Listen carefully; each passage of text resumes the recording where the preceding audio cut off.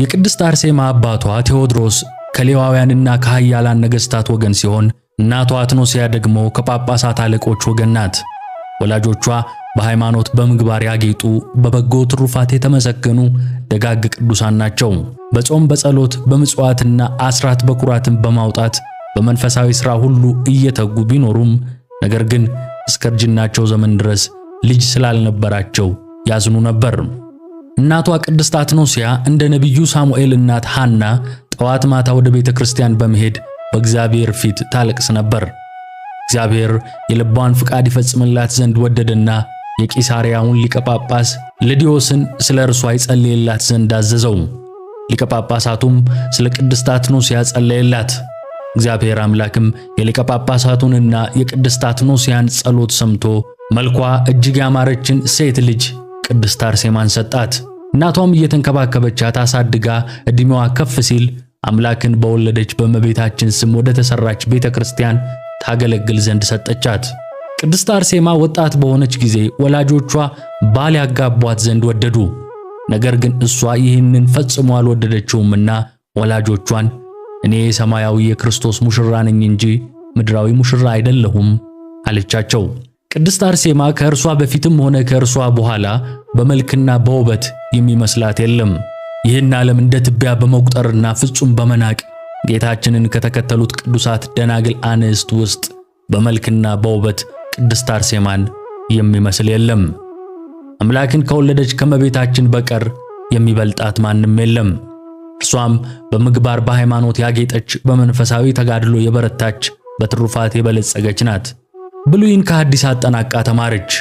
የአገራትንም ማለትም የሮምን፣ የጽርን፣ የሶርያን፣ የኪልቅያን ቋንቋዎች ታውቅ ስለነበር ቅዱሳት መጻሕፍትንም ወደ ተለያዩ አገራት ቋንቋዎች ተርጉማለች።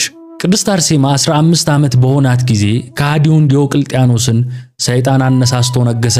ይኸውም ከሃዲ ንጉሥ ሚስት ያገባ ዘንድ በመልኳ ውብ የሆነች ሴት ልጅን ይመርጡለት ዘንድ በሀገሩ ሁሉ እንዲሄዱ ጭፍሮቹን አዘዛቸው። ያገኟትንም ውብ የሆነችን ሴት መልኳን ስለው ያመጡለት ዘንድ ሰዓሊዎችንም አብሮ ላከ።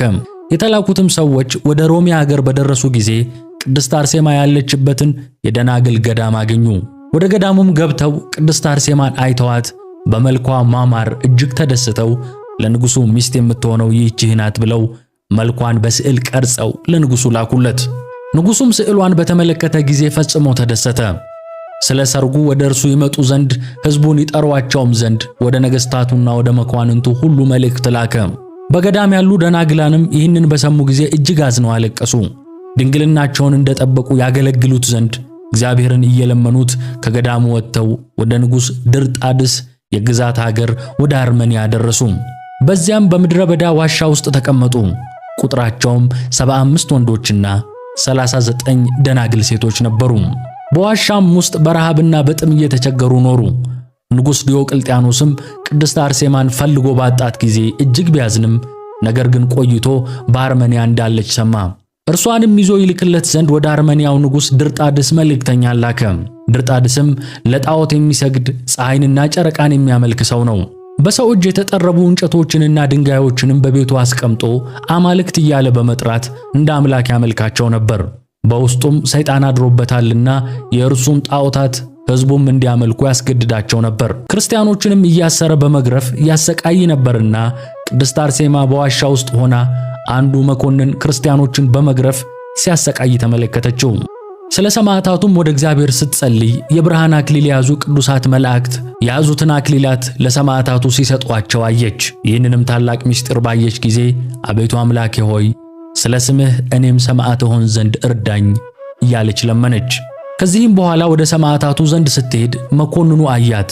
ከመልኳ ማማር የተነሳ ደነገጠና እመቤቴ ሆይ እዛው ባልሽበት ሆነሽ ተዋቸው ብትኝ ፈትቼ ለቃቸው ነበር፣ አንቺ ከዚህ መምጣት አያስፈልግሽም አላት። ቅድስት አርሴማም እኔም የእነዚህ ሰማዕታት መከራን እሸከም ዘንድ እወዳለሁ፣ የእነርሱንም የክብር አክሊል አገኝ ዘንድ እሻለሁ አለችው። እርሱም እመቤቴ ሆይ አንቺስ ከመንግሥት አዳራሽ ውጪ መኖር አይገባሽምና ለምን ይህንን ከንቱ ነገር ሞትን ትወጃለሽ አላት። ቅድስት አርሴማም የጎሰቆልክ ጤልሜቴዎስ ሆይ ለእኔስ ሰማያዊው ንጉሥ በመንግሥቱ አዳራሽ ቦታን አዘጋጅቶልኛል አለችው።